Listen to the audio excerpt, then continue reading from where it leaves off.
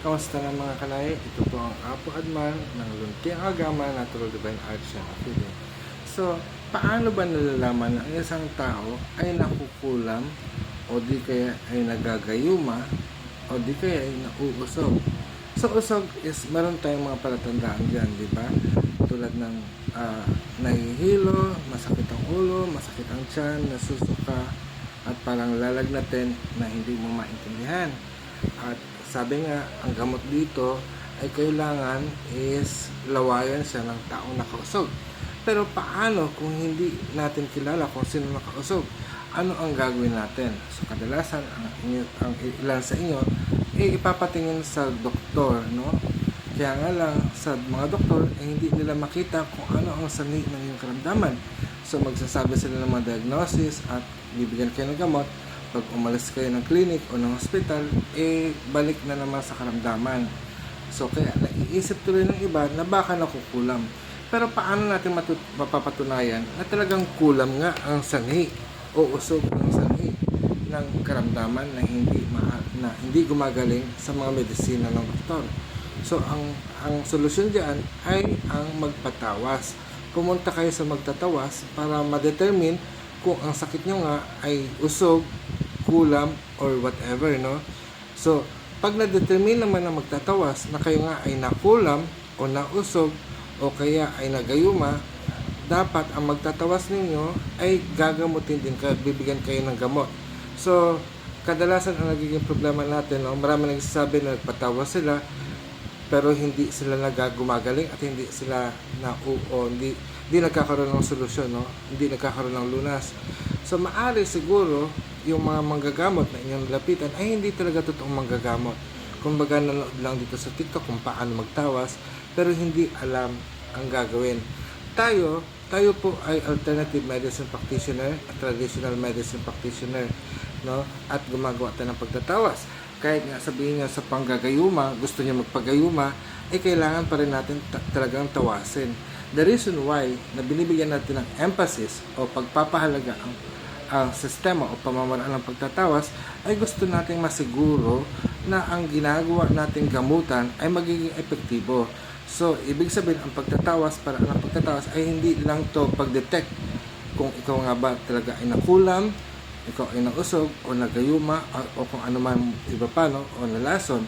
So, ibig sabihin ang pamamaraan ng pagtatawas, ito yung pagsisiguro kung ano ba ang sanhi ng iyong karamdaman at ito rin ay paraan upang makita natin kung talaga nga bang kailangan yung halimbawa magpagamot, no? Kasi minsan ang karamdaman natin ay hindi lang siya physical kundi kailangan din ng mental at emosyonal.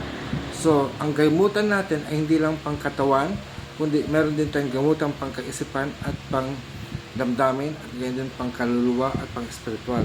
So, sa pamagitan ng tawas, ay malalaman natin kung ano ba ang karamdaman or ano ba ang lunas ang pwede nating ilapat sa inyong karamdaman. Kaya sa mga kumukonsulta at humihingi ng tulong sa atin, mapagayuma man ito o karamdaman, ay kailangan muna natin magpatawas. Kung hindi kayo makakapunta dito, pwede natin gawing online. So, mag-email po kayo sa akin sa apoadman@luntiangagama.org. Dito, malalaman ko ang contact number ninyo at dahil kung distant po, no, long distance, papadalan ko po kayo ng Google Meet link kung saan ay tayo mag-video call. Hindi ko po tinatanggap binibigay ang aking Facebook account, no, very private po siya at personal for my own business. Ibig sabihin nagtatrabaho po tayo at even dito sa TikTok na nagtatrabaho po tayo at ang trabaho natin ay tumulong sa inyo. So ibig sabihin hindi po tayo nagbibigay ng libre, humingi tayo ng konting bayad sa ating pagsiservisyo dahil kasi may mga maintain din tayo, no? At saka isa, no, sana isipin niyo rin po, huwag niyo pong ipaako sa akin ang problema ninyo. Willing ko po kayong tulungan sa mga problema ninyo kung tutulungan niyo rin po ako mabuhay sa mundong ito dahil kasi may mga bayad po lahat dito ngayon. Even ang pagkain namin hindi po libre, binibili po din namin ang kuryente ko, ang internet ko, ang tubig ko ay may bayad na rin. So ang paglapit nyo, ang paghingi nyo ng tulong, sana ay mabigyan nyo rin po ako ng tulong. At sa mga nag-i-email, please lang po, wag na po mag-hi, hello. Hindi po ako nakikipag-textmate, no? Para mag-spend more time para sa mga ganong mga pasakalye, no? Direct to the point. At yung mga magkano, at yung mga nagtatanong magkano, wag po tayo makapag-negotiate. Magkano ba ang kaya mong ibigay?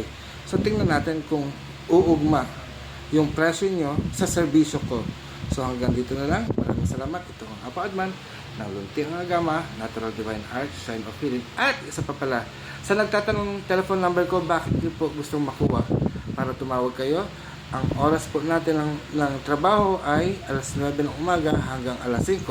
So kung kayo ay taga ibang bansa, you have to email me para masagot ko kayo. Pero kung kayo itatawag, no, just in case makita niyo ang number ko, dahil nagkalat naman pa ang number ko, especially sa aming website, sa landasnanglight.com, huwag kayong tatawag ng gabi dahil kasi pahinga ko na po yan, no? So maraming salamat sa inyo. Hanggang sa muli, paalam.